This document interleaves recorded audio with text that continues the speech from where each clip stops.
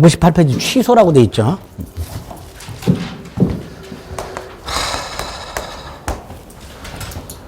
자, 취소가 뭐냐? 계약을 했어요. 법률행위가 성립이 됐어요. 근데 유효요건을 못 갖췄어요. 그러면 당연히 법률행위는 무효여야 되죠. 그죠? 그런데 우리 이런 경우 한번 생각해 보죠. 미성년자 아들이 오토바이를 안 사주면 학교 안 나간다고 때렸어요. 그래서 부득 오토바이를 사줬어. 근데 얼마 있다가 오토바이가 없어. 그래서 물어봤더니 팔아가지고 유흥비로 썼대. 자, 이때 미성년자가 부모님이 사준 오토바이를 팔았어. 부모 동의 없이. 취소할 수 있죠. 근데 이거를 그냥 무효로 해버리면 오토바이 돌려받고 돈 돌려줘야 돼요. 무효로 해버리면. 근데 부모 입장에서는 동의 안 받고 오토바이를 팔았다 하더라도 잘했죠. 그렇지 않아도 걱정이 됐는데 알아서 잘 팔았단 말이죠. 그러니까 이런 경우가 있을 수 있더란 말이죠. 범죄가 유효권을 못 갖췄는데 그냥 무효로 처리하기보다는 행위한 사람한테 선택권을 줄 필요가 있는 경우가 있을 수 있단 말이죠. 그런 경우에 몇 가지 일단 무효가 아니라 유효로 처리하고 행위한 사람이 선택을 할 수 있도록. 그래서 행위한 사람이 취소를 하면 무효가 되도록. 취소를 안 하면 그대로 유효가 되도록. 이렇게 하는 경우가 있을 수 있단 말이죠. 법률행위가 무효하고 똑같아요. 일단은 성립은 했지만 유효권을 못 갖췄어. 그럼 당연히 무효여야 되는데 특별한 경우 유효로 일단 처리해 놓고 행위한 사람이 선택을 할 수 있도록 마련된 경우가 취소가 됩니다. 그래서 취소란 법률 행위가 일단은 유효하지만 취소, 즉 일방적으로 무효로 하는, 계약을 무효로 만들어버리는 일방적인 의사표시, 이걸 뭐라 한다? 취소를 한다. 이렇게 돼요. 취소. 일단 유효한 행위를 무효로 하는 일방적 의사표시, 이렇게 되죠. 자, 이때 잘 보세요. 일단은 유효하죠. 취소하면 뭐가 되죠? 무효가 되죠. 그럼 취소 전에는 유동적 유효라고 할 수 있을까요? 할 수 있을까요? 없을까요? 있지. 아까 유동적 무효를 한번 생각해 보세요. 무효인데 유효가 될 여지가 있었죠. 그럼 똑같이 유효인데 무효가 될 여지가 있어. 그럼 뭐라고 하면 돼요? 유동적 유효. 이렇게. 유동적이 두 개가 있어요. 유동적 무효가 있고 유동적 유효가 있고. 유동적 유효는 뭐예요? 취소할 수 있는 행위.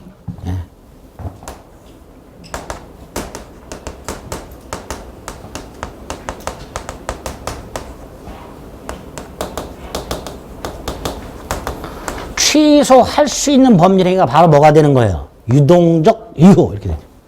일단은 유효하지만 취소를 하면 무효가 되는 이런 걸 유동적 유효를 한다. 이렇게 돼요. 취소할 수 있는 행위 이퀄 유동적 유효. 이렇게 생각하시면 돼요.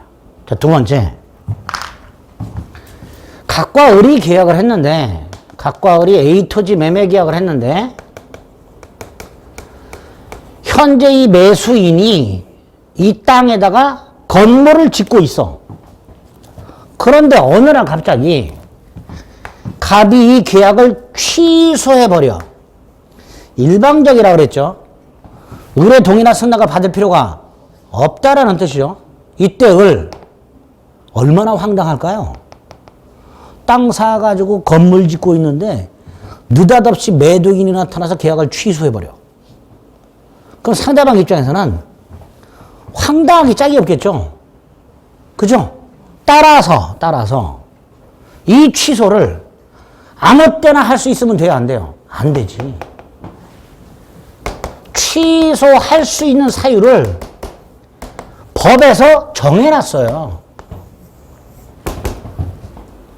함부로 취소 못하도록. 일방적인 거니까. 상대방한테 미치는 영향이 굉장히 크니까 의뢰 입장에서는 아닌 밤중에 홍두깨같이 뒤통수 맞는 거잖아요. 그러니까 함부로 계약 취소 못한다. 계약을 취소하려면 이런 경우에만 취소할 수 있다라고 계약을 취소할 수 있는 사유를 법에서 정해놨고요. 또 하나, 이 취소 사유는 계약 당시 존재해야 돼요. 이게 대원칙이에요. 우리 민법상. 계약을 취소하려면 계약 당시 법에서 정해놓은 취소 사유가 있을 때만 취소할 수 있도록 해놨습니다. 그래서 아까 무효 사유는 굳이 생각할 필요가 없지만 취소 사유는 기억을 좀 해야 돼요. 총 3가지가 있어요. 첫째가 미성년자 같은 제한 능력자가 부모 동의 없이 계약을 한 경우 요거 취소할 수 있도록 해놨고요. 또 하나 우리 봤죠 다 중요 부분에 착오가 있는 경우 계약 당시 중요 부분에 착오가 있는 경우 세 번째로 계약 당시 위법한 사기나 협박이 있었던 경우 딱 요 경우에만 취소할 수 있도록 해놨어요. 그러면 예를 들어서 각괄이 1월 10일 날 계약을 했고 1월 30일 날 을이 대금을 지급하기로 했는데 30일이 됐는데 얘가 대금을 지급하지 않아. 갑이 몇 번 돈 달라고 독촉을 했는데도 을이 끝내 대금을 지급하지 않아.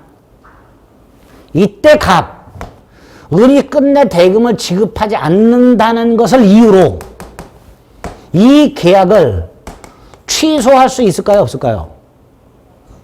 취소할 수 있다 없다? 잘 생각하고 대답하세요. 취소할 수 있다 없다? 우리 보통 현실적으로는 취소하죠. 못해요. 왜 못해? 지금 말씀드렸잖아. 취소하려면 계약 당시 이거 중에 하나 그럴 때만 취소할 수 있다고 그랬잖아요. 지금 이 경우에는요.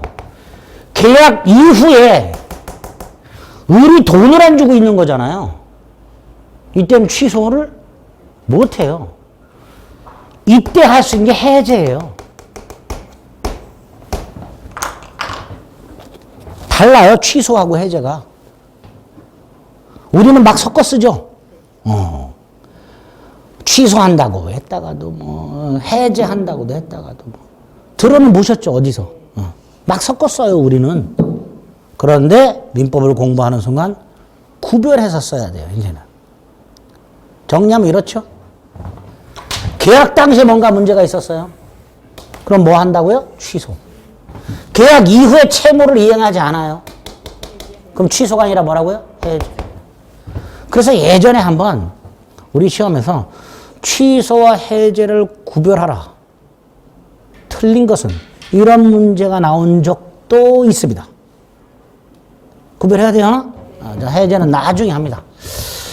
어쨌든 이렇게 계약을 취소하려면 반드시 계약 당시 법에서 정한 취소 사유가 있을 때만 취소할 수 있고 그 법에서 정한 취소 사유는 딱 요렇게 요거를 본래 의미의 취소, 협의의 취소 이렇게 불러요.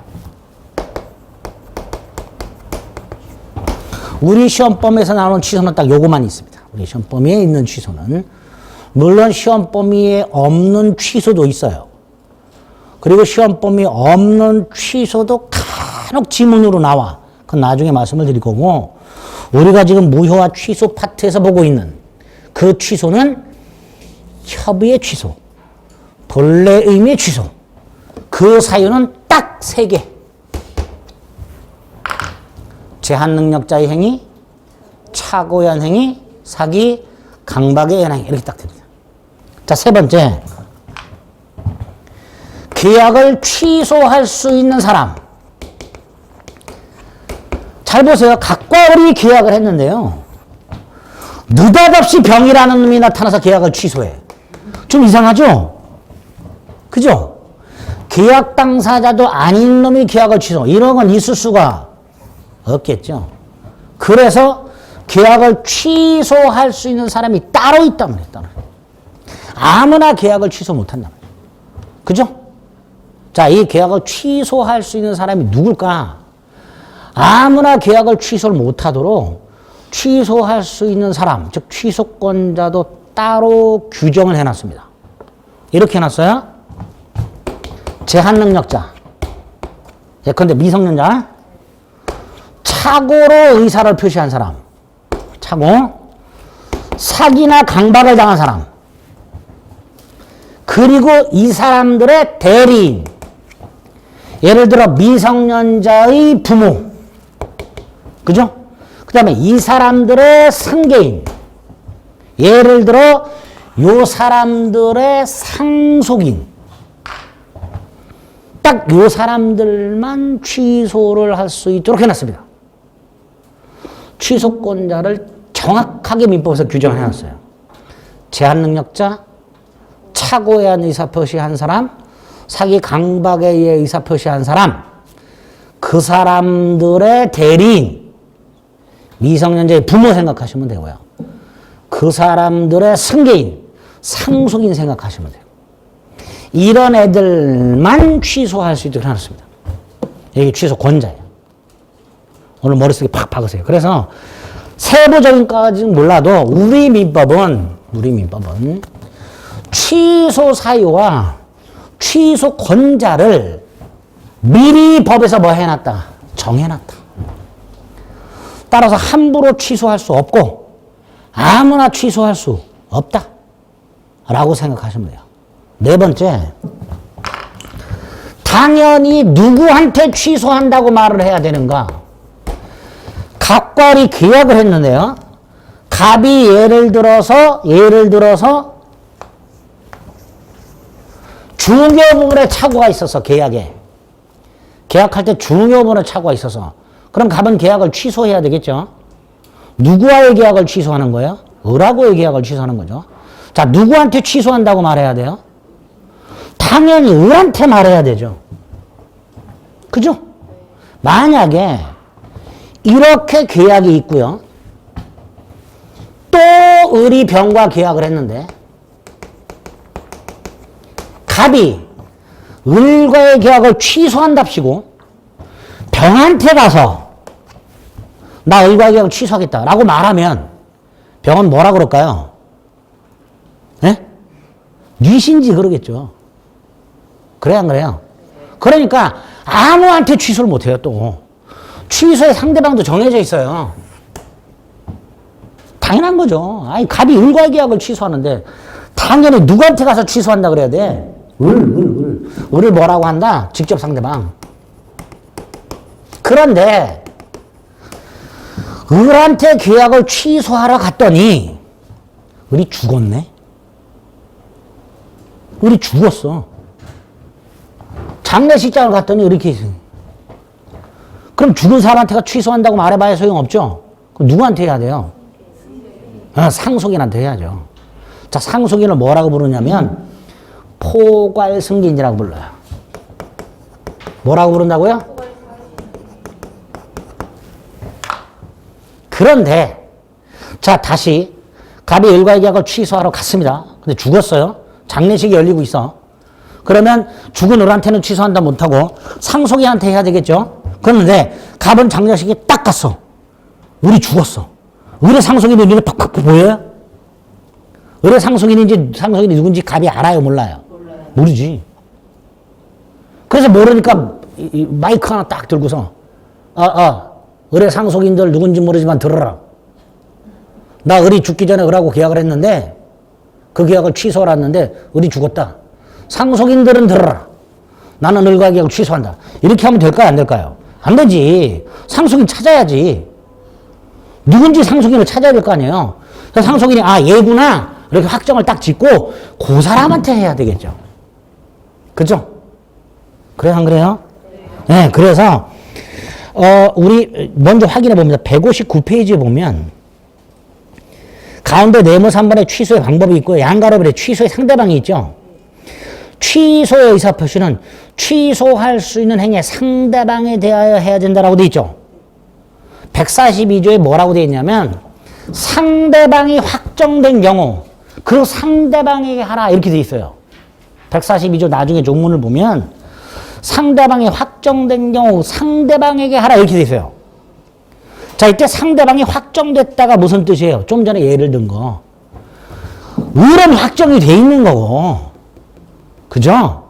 을은 당연히 확정이 돼 있는 거고, 만에 하나 을이 죽었을 때 그 상속인, 그 상속인이 누군지를 먼저 확정 짓고, 그 다음에 그놈한테 가서 해라. 이런 식으로 취소 사유, 취소 권자, 취소의 상대방, 이거를 민법이 규정해 놨어요. 당연한 건데 그 당연한 걸 민법이 규정을 해놓은 거예요. 함부로 취소 못하고 취소할 수 있는 사람도 따로 있고 누구에게 취소해야 되는지까지도 민법이 규정해 놨다. 들어보면 당연한 건데 그 당연한 걸 민법이 규정해 놨고 그 당연한 걸 조문을 보고 있으면 알쏭달쏭하게 규정을 해놨어요. 그거를 지금 미리 말씀드린 거예요. 아, 우리 민법은 이 세 가지를 따로 규정하고 있구나 생각하시면 돼요. 그럼 다섯 번째, 다시 갑과 을이 계약을 했는데 계약 당시에 을이 갑이 미성년자인데 부모 동의를 받지 않았거나 중여본에 착오가 있거나 또는 사기라 강박을 당했거나 그러면 갑은 계약을 취소할 수 있죠. 자, 이때 갑에게 취소권이 있어. 취소할 권리가 생겼어. 자, 갑은 반드시 취소해야 될까요? 아니죠. 갑의 마음이라 그랬죠. 아까 선택이라 그랬잖아. 미성년자가 오토바이 사줬는데 부모 동의 받지 않고 오토바이를 팔아버렸어. 부모 입장에서는 취소할 생각이 없겠지. 잘했구나. 그렇잖아도 오토바이만 몰고 나가면 걱정이 됐었는데 유흥비로 쓰든 어떻게든 팔아먹었다 그러니까 부모님 입장에서는 취소할 생각이 없을 거예요. 다시 말해서 갑에게 취소권이 있을 때 이 취소권을 행사할지 말지는 갑의 자유예요. 그럼 결국 두 갈래로 가는 거예요. 취소권을 행사한 경우, 행사하지 않는 경우로 갈라질 거예요. 자, 여기서 취소권을 행사했어. 갑이 계약을 취소했어. 그 효과.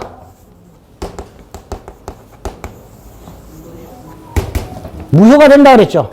무효가 돼요. 언제부터? 처음부터.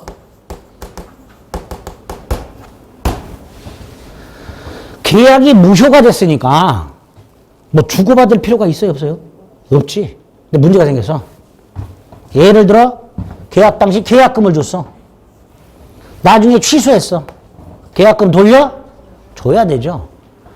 처음부터 무효가 됐으니까 취소하기 전에는 유효였지만 어찌됐건 계약을 취소해서 취소한 때부터 무효가 아니라 처음부터 무효. 만약에 취소한 때부터 무효라면 계약 당시에는 유효했기 때문에 받은 계약금은 돌려줄 필요가 없게 되는 거예요. 그런데 우리 민법은 처음부터 무효로 했기 때문에 미리 받은 게 있으면 돌려주고 돌려받아야 돼요. 이 돌려주고 돌려받는 걸 뭐라 그랬죠? 지난주 얘기했는데 부당이득 반환. 기억나세요? 뭘 말하면서 부당이득 반환 얘기했어요? 불법 원인급여. 불법 원인급여도 기억나세요? 안 난다니까. 우리의 뇌가요, 일주일 가면은 땡큐지. 하루도 못 가는데, 기억력이. 예? 나중에 이 기억력 때문에 엄청나게 고통스럽습니다. 돌아서만 까먹는 본인의 뇌를 한탄하게 돼요. 근데 한탄할 필요가 없어요. 당연히 까먹는 거지, 뭐. 그죠? 컴퓨터도 아닌데. 만약에 한 번 들었는데 그게 시험 보러 가는 그날까지 명확하게 다 기억이 난다. 그럼 저는 1년에 강의 딱 한 번만 해야 돼. 그죠? 감사하기도 다 까먹어. 까먹을 수밖에 없어요. 자, 이렇게 무효가 됐는데 아직 돈을 주기라면 당연히 줄 필요가 없지만 계약 당시 미리 계약금 따위를 준 게 있다. 그럼 돌려주고 받아야 되지. 그래서 부당이득 받는 문제가 생긴단 말이에요.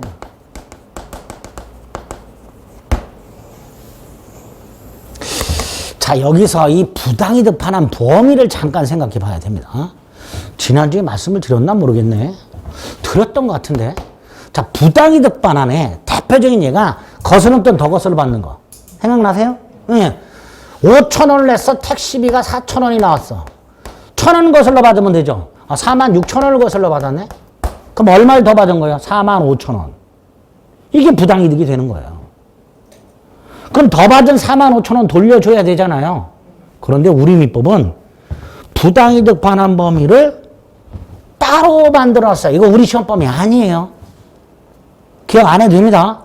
자, 부당이득 반환 범위. 원칙. 이게 우리 시험 범위가 아니에요. 원칙이. 근데 특칙이 2개가 우리 시험 범위야. 정확하게는 3개죠. 3개.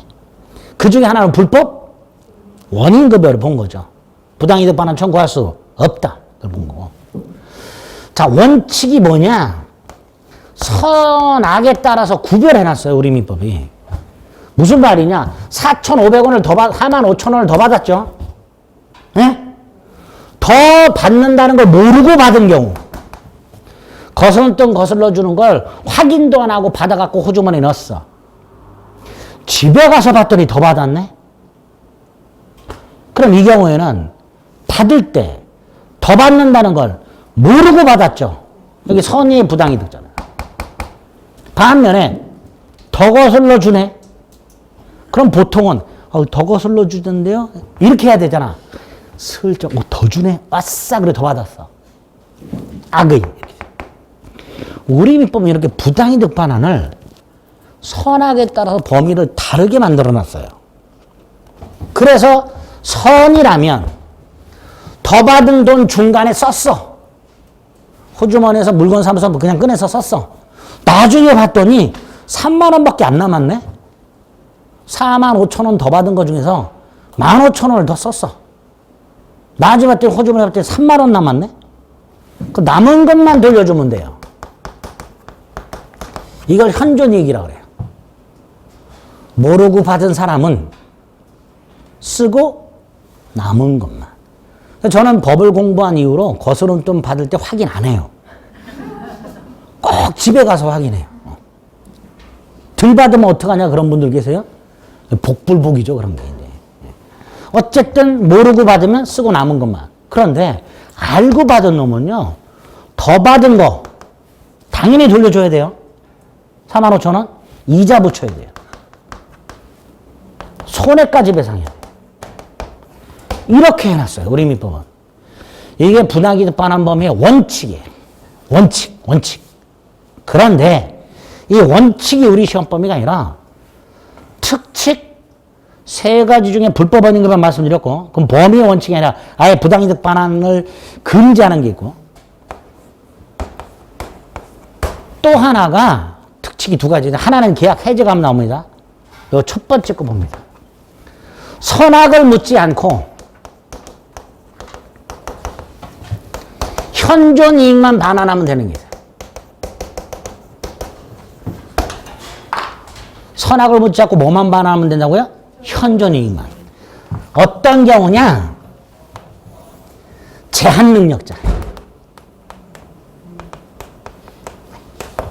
제한능력자. 얘는 선악을 묻지 않고 현존 이익만 돌려주면 돼요. 자, 부모님이 수능 인강들하고 노트북을 사줬어요. 근데 이 자식이 부모 동의 없이 노트북을 100만 원 받고 팔아먹었네? 그 사실 안 부모님이 계약을 취소해버렸네? 어른 노트북 돌려줘야 되죠. 값은 100만 원 돌려줘야 되죠.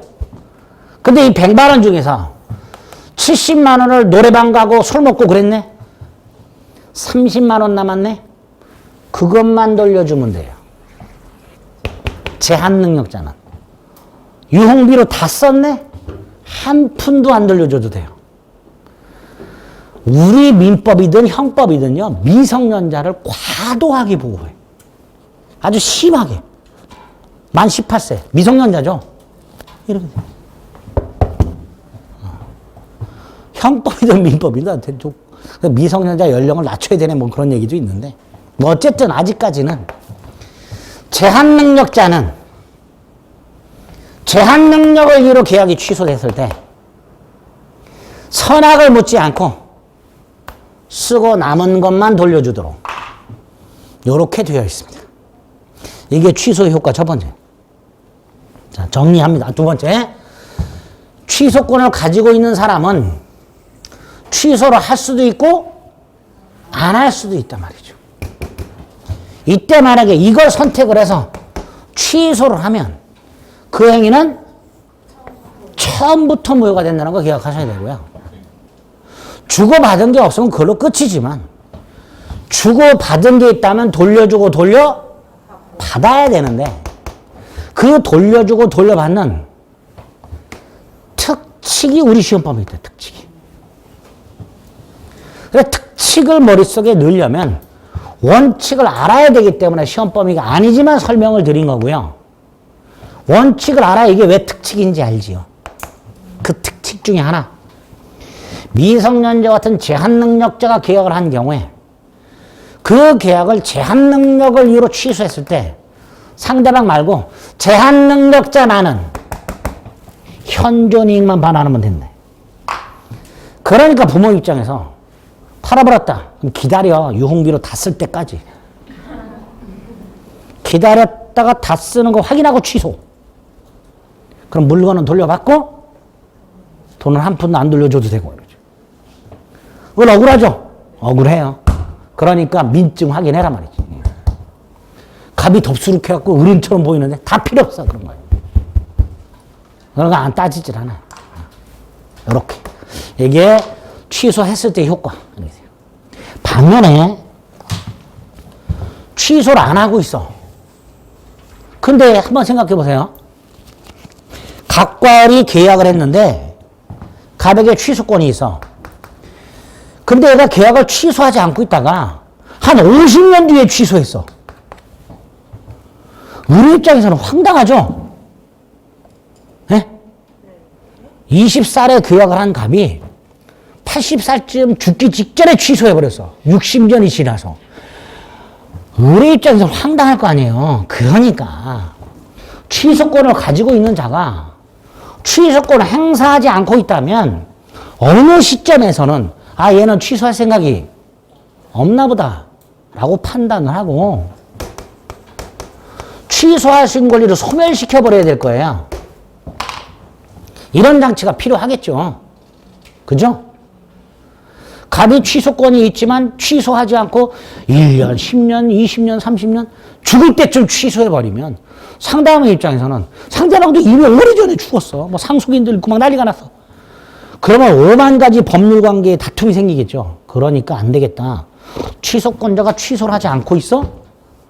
어느 시점이 되면 취소를 못하도록 취소권을 소멸시켜야 되겠다 해서 첫 번째로 나오는 게 146조라고요. 기간을 정해놨어요. 우리 민법이. 취소권은 계약을 한 날부터 10년 지나면 취소 못한다. 계약을 한 날부터. 또 하나가 추인할 수 있는 날부터 3년이라고 돼 있어요. 아, 이제 여기서 이 추인할 수 있는 날이 문제가 돼요. 어쨌든 일단 우리 민법은 취소권이라는 권리를 천년 만년 행사할 수 있는 게 아니라 일정한 기간 내만 행사할 수 있도록 해놨어요.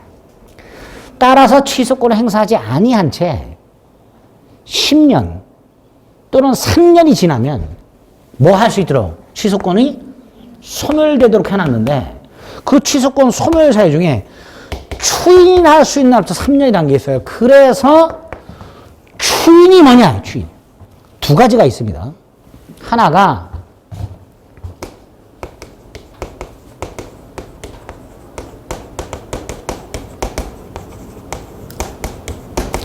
취소할 수 있는 게 추인이라는 게 있어요. 추인은 우리 어디서 하나 봤는데? 어디서 봤죠? 무권대리 추인. 예? 추후 인정 사후 동의. 무권대리 추인. 또 있어요. 무효행위 추인이라고. 오늘 안 하고 넘어갔어요. 마지막이 이거야. 취소할 수 있는 행위 추인. 자, 취소할 수 있는 행위가 뭐였죠? 이거였죠. 이거. 제한 능력자의 행위, 착오에 의한 행위, 사기 강박에 의한 행위가 뭐예요? 취소할 수 있는 행위예요. 그 행위를 추인하는 거야. 이때 추인한다는 게 무슨 뜻일까?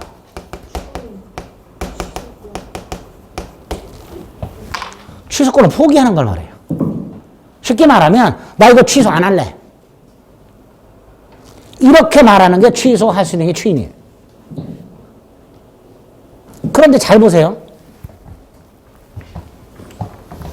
취소할 수 있는 게 추인은 취소권을 포기하는 거라고 그랬잖아요. 따라서 이걸 추인할 수 있는 사람 누구만이에요? 취소권자만이죠. 취소권자만 취소권을 포기할 수 있죠. 내가 취소권이 없어. 그럼 포기도 못하죠. 그러니까 결국 취소할 수 있는 행위를 추인할 수 있는 사람은 결국 누굴 말한다? 취소권자를 말한다. 그렇죠? 여기까지 생각이 왔어요. 그런데 그 취소권자 중에 예를 한번 생각해요. 미성년자.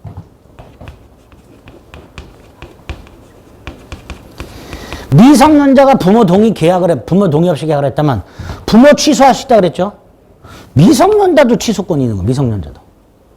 미성년자도 취소권이 있도록 해놨어요. 자, 미성년자가 취소권이 있으니까 미성년자는 뭐도 할 수 있어요? 추인도 할 수 있죠. 그 문제가 생기죠. 어떤 문제가 생길까? 미성년자가 부모 동의 없이 계약을 하고 그 자리에서 추인을 해버리는 이런 문제가 생길 수 있어요. 그렇죠? 단 한 번도 사람은 생각해보지 않았던 거죠. 이게 민법이야. 그러니까 짜증 팍 나지. 표정이 벌써 지난주보다 오늘 표정이 더 막 이제 머리가 터질 것 같은 표정을 짓고 안 터져요. 머리 단단해서. 다시 한번 찬찬히 취소할 수 있는 행위를 추인할 수 있다. 이때 취소할 수 있는 행위 추인이란 취소권을 포기하는 걸 말한다. 따라서 취소할 수 있는 행위를 추인할 수 있는 사람은 취소권을 가지고 있는 사람만 추인할 수 있다. 그런데 그 취소권을 가지고 있는 사람 중에 예를 들어 미성년자가 있다. 그럼 미성년자는 부모 동의 없이 한 계약을 취소할 수도 있고 추인할 수도 있단 말이죠. 그렇죠? 근데 미성년인 상태에서 추인할 수 있으면 돼요, 안 돼요? 안 된단 말이지. 그러니까 미성년자가 추인을 하려면 미성년인 상태에서는 안 되고 성년자가 된 후에 추인할 수 있도록 하는 거예요. 성년이 된 후에 추인할 수 있도록 하는 거예요. 즉 미성년인 상태에서는 추인을 못해요. 다시 말해서 취소할 수 있는 행위를 추인하려면 취소 원인 소멸한 후에 해야 돼요. 그죠? 취소 원인이 소멸한 후에 미성년자라면 성년자가 된 후에 추인을 할 수 있도록 하는 거예요. 자, 여기서 미성년자는 성년자가 되면 추인할 수 있죠. 그러니까 미성년자가 성년자가 되었다 이퀄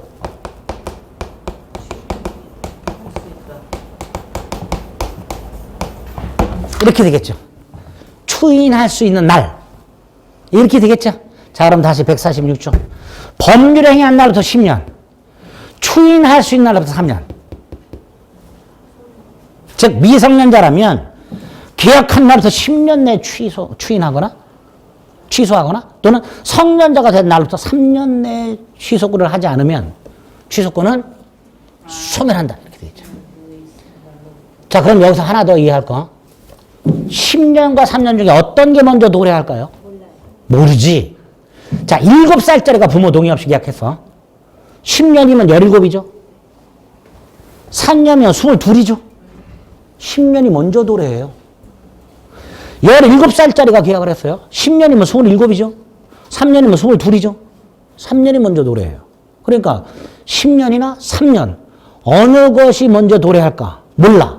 어쨌든 먼저 도래하면 취소권은 소멸한다. 그죠? 여기 하나 있고. 자, 그러면 취소권자가 취소를 하지 않고 있는 상태에서 취소권을 소멸시키는 대표적인 게 일정 기간이 지나는 게 있다. 계약한 날부터 10년. 추인할 수 있는 날부터 3년. 여기서 추인할 수 있는 날을 이해하기 위해서 오늘 안 해야 되는 거 굳이 이걸 한 거 어려운 거. 취소할 수 있는 행위 추인. 자, 취소할 수 있는 행위 추인이란 취소권을 포기하는 걸 말하는데 그 취소권을 포기하려면 취소 원인이 소멸한 후에 해야 된다. 이 취소 원인이 소멸했다는 건 곧 그때부터 뭐 할 수 있다는 걸 말한다. 추인할 수 있다는 걸 말한다. 이런 걸 취소할 수 있는 행위의 추인이라 한다. 어쨌든 이렇게 10년이나 3년이 되기 전에 이 기간이 되기 전에 스스로 취소권을 포기했을 때 이때도 취소권은 소멸하게 된다. 그죠? 세 번째,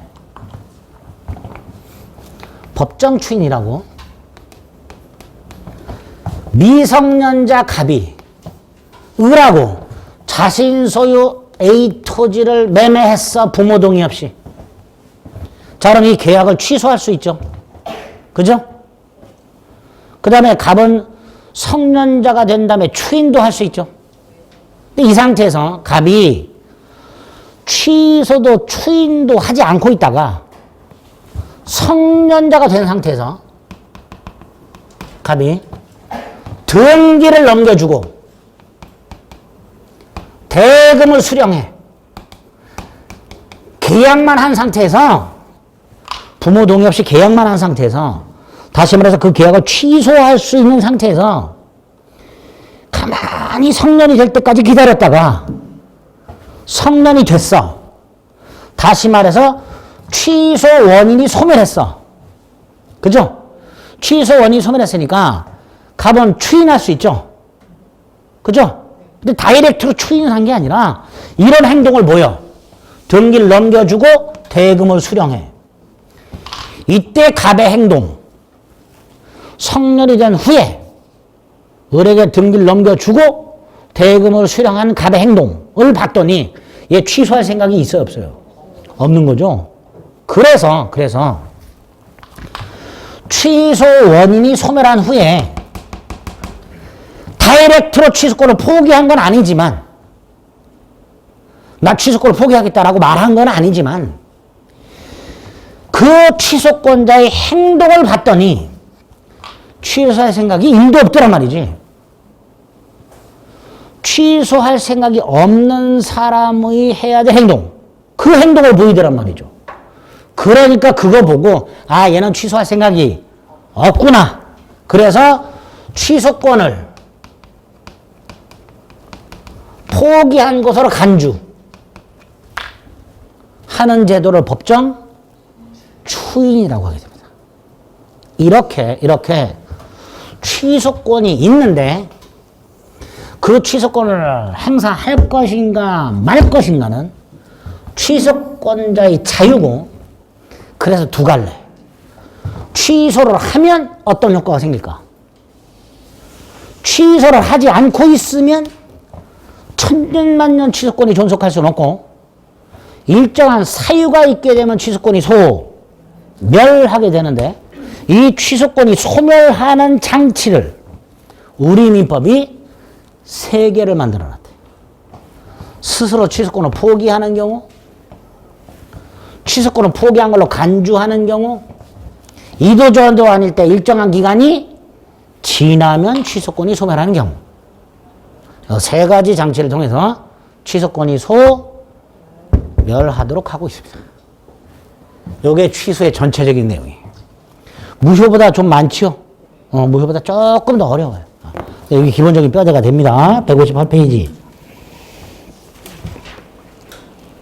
제3절. 취소의 의.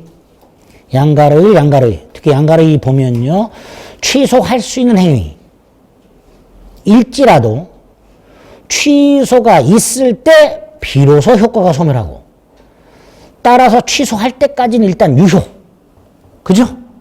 그 다음에 추인이 있거나 또는 취소권이 소멸해버리면 더 이상 취소를 못하니까 유효로 확정.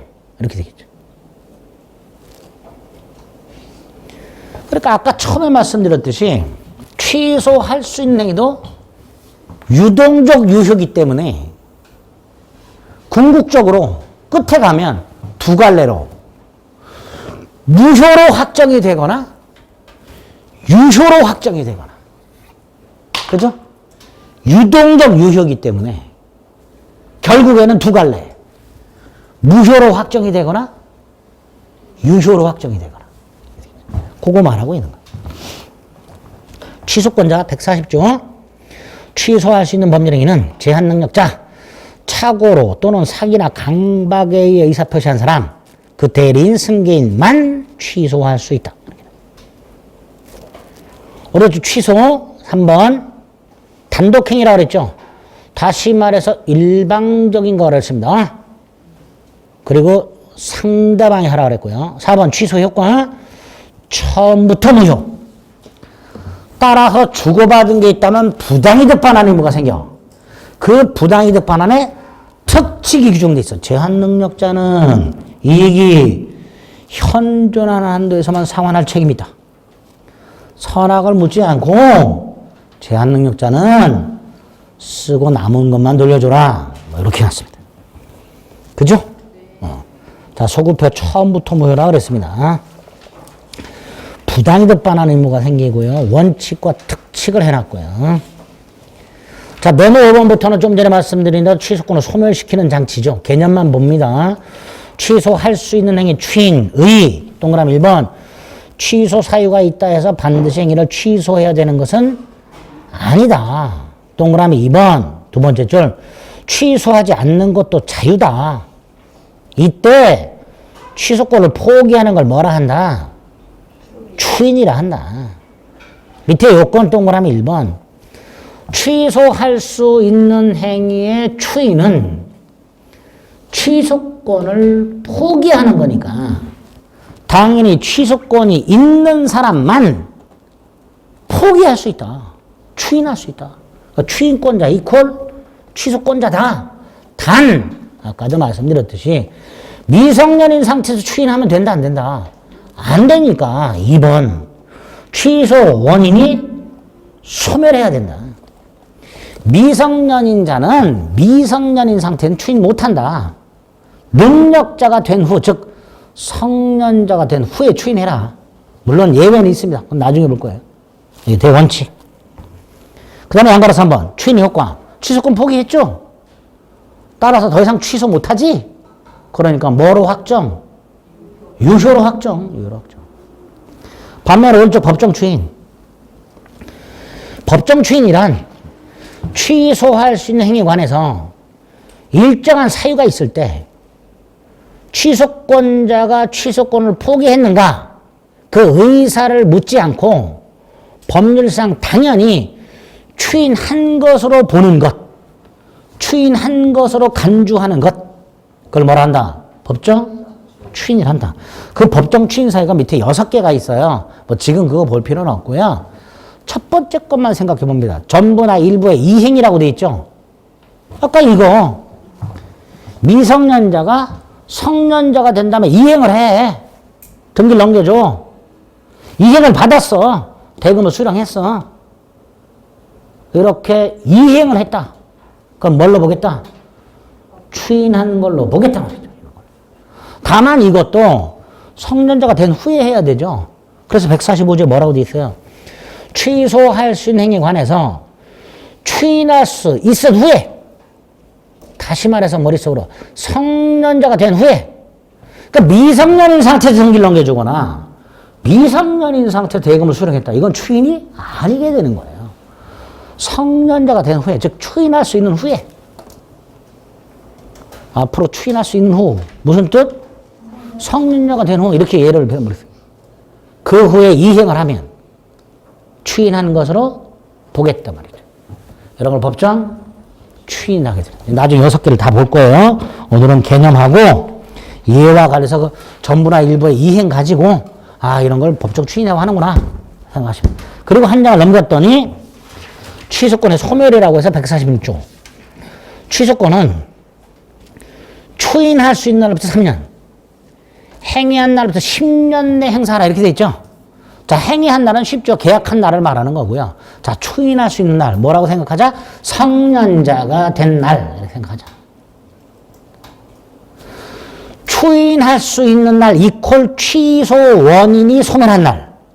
그쵸? 추인할 수 있는 날 이퀄 취소 원인이 소멸한 날. 그 예 성년자가 된 날. 옛날에 우리 시험 문제에 이런 질문이 나온 적이 있어요. 취소할 수 있는 범위는 취소할 수 있는 날로부터 3년 내 행사해야 된다. 틀렸죠? 취소할 수 있는 날부터 3년이 아니고 추인할 수 있는 날부터 3년이에요. 이따위로 시험 문제가 나옵니다. 그러니까 정확하게 이해를 하고 계셔야 돼요.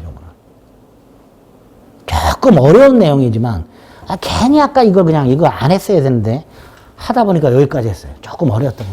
들어두면 괜찮겠죠. 뭐. 그죠? 이렇게 해놨어. 그 다음에 이제 그 밑에 판례라는 게 하나 있고요. 판례 보면 굵은 글씨로 첫 번째 줄에 제척기간이란 말이 있어요. 그죠? 네? 있어요, 없어요? 있어요. 자, 이제 요거 우리 시험 보면 아니지만 자주 등장하니까 그 개념만 오늘 좀 생각해 보겠습니다. 우리 민법은요, 권리자가, 권리를 갖고 있는 사람이 권리를 행사할 수 있음에도, 권리 행사할 수 있음에도 이 권리를 행사하지 않은 채 일정한 기간이 경과를 해버리면 권리를 소멸시켜버리는 제도를 두고 있어요. 우리 민법은. 다시 한번요.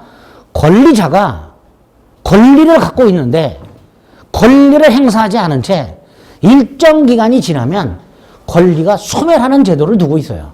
예를 들어서 각 중국집 사장님, 동네 중국집 사장님, 우리 중국집에다가 뭐 탕수육하고 짜장면하고 2만 원어치를 주문해서 먹었어요. 외상으로. 그럼 중국집 사장님은 2만 원 외상 채권이 있죠. 채권이 있어요. 그죠? 그런데 우리 중국집 앞을 왔다 갔다 하는데도 가비를 보면서도 2만 원을 달라 소리를 안 해. 그쵸? 가비를 봤어. 그럼 2만 원 내놔. 그래야 될 거 아니에요. 가비 2만 원 내놔. 할 수 있는데도 내놔. 소리를 안 해. 그리고 1년이 지났어. 그럼 이 2만 원 채권이 소멸해요. 이런 식의 제도를 두고 있어요. 우리 민법은. 자, 여기서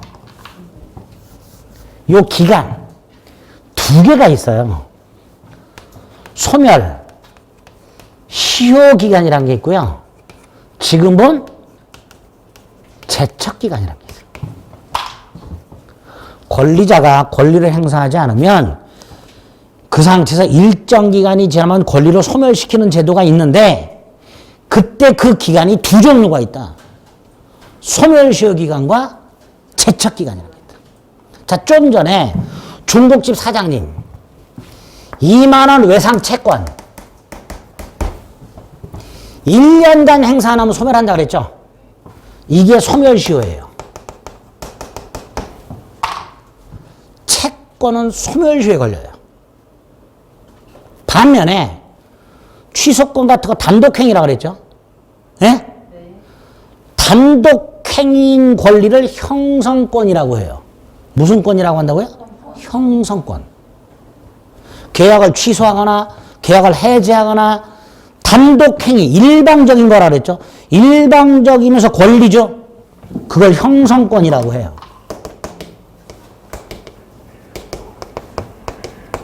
일방적이면서 권리. 이걸 뭐라 한다고요? 형성권. 이 형성권에는 제척기간이라는 거에 적용을 받아요. 이 우리 시험 범위가 아닌데 시험 지문에 나와요. 자, 여기서 소멸시효가 제척기간을 구별하는 이유가 있어요. 그냥 듣고 넘어가세요.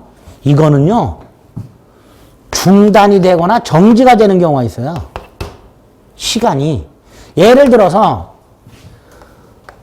을이 외상값을 안 주려고 돌아가고 있어서 갑을 안 만나려고. 근데 한 3달쯤 지났는데 갑에게 연락이 왔어요. 외상값 언제 줄 거냐고. 갑은 권리를 행사했죠. 그럼 소멸시효 기간이 중단이 돼버려요. 즉 3개월 지난 게 사라져버리고요. 다시 1년이 기산. 다시 1년이 기산이 돼요. 그러니까 갑은 한 11개월쯤 됐을 때 한 번씩 툭툭 돈 내나 그러면 돼요. 그럼 계속 기간이 연장이 돼요. 지금까지 기간은 다 없어지고 이게 중단. 다시 1년, 다시 1년 이렇게 돼요. 그게 소멸시효예요. 근데 이거는 그런 게 없어요. 그냥 그 기간이 지나면 끝. 중단 정지라는 게 없어요, 이거는. 또 하나. 소멸시효 기간이 지났는지, 갑이 1년간 행사 안 해서 외상채권이 소멸했는지, 갑하고 우리 소송이 붙잖아요, 만약에.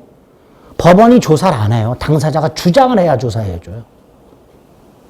법원이 알아서, 갑의 외상채권이 소멸했네? 이런 거 판단 안 해줘요.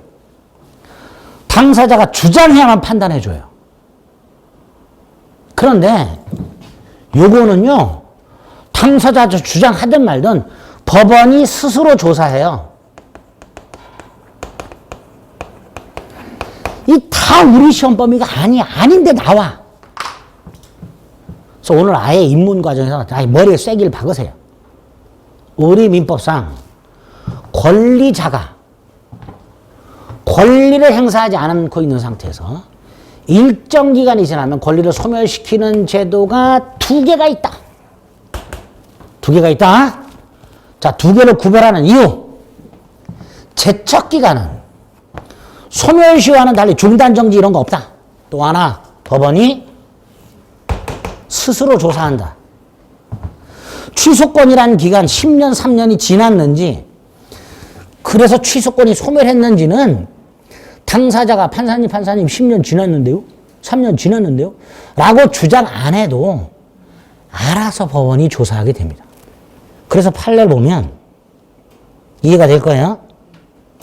취소권 행사 기간은 무슨 기간? 제척 기간이라고 돼 있죠. 두 번째 줄에 뭐라고 돼 있어요? 법원의 직권 조사 사항인가? 그렇다. 적극이란 말은 그렇다 이런 뜻이에요. 소극이란 말은 아니다 이런 뜻이에요. 직권 조사 사항인가? 그렇다. 우리 시험 범위가 아닌데도 자주 등장합니다. 자, 이게 왜 등장하냐면요. 민사소송은요. 변론주의라는 게 적용이 돼요. 변론주의. 변론주의라는 건 뭐냐면 당사자가 주장한 것만 판단해요. 법원이. 그래서 민사소송 해보신 분들 알겠지만 법원이 알아서 조사 안 합니다. 당사자가 다 자료를 제출해야 돼요. 내 주장을 뒷받침하려면 내 주장을 뒷받침할 만한 모든 증거를 당사자가 제출해서 주장을 해야 돼요. 판사님 보세요. 이거 판단해 주세요. 그거 안 하면 판단 안 해줘요. 그 구조를 몰라서 패소하는 사람도 태반입니다. 우리 한참 됐죠. 남대문 불 지른 분이 있었죠. 홀랑 다 탔죠, 거의. 그때 그분이 불을 지른 이유가 뭐였어요? 소송에서 패소해갖고 열받아서 불 질렀죠. 근데 그분이 불 지르고 난 다음에 뭔 주장을 했는지 아세요? 딱 잡혔을 때 법원이 내 말을 들어주지 않는다. 아무리 하소연을 해도 법원이 내 말을 들어주지 않는다. 그래서 패소했다. 그래서 화가 나서 불질렀다 그랬어요. 그런데 이분이 착각을 한 거야. 주장만 하면 받아주나? 증거가 있어야지. 법원은요, 당사자의 하소연을 들어주는 기관이 아니에요. 증거를 제시 못한 거야. 그냥 나는 잘못 없는데 이렇게 주장만 한 거예요.